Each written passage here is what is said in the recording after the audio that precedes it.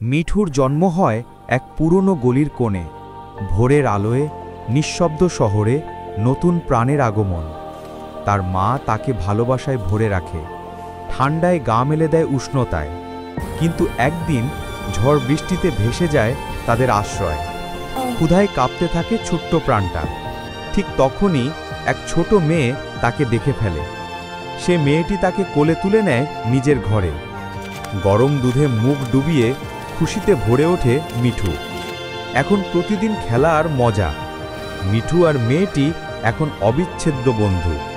রাতে একসঙ্গে ঘুমায় তারা, মিষ্টি ভালোবাসার ঘ্রাণে। মিঠু স্বপ্ন দেখে একদিন সে নিজের দুনিয়া ঘুরে দেখবে।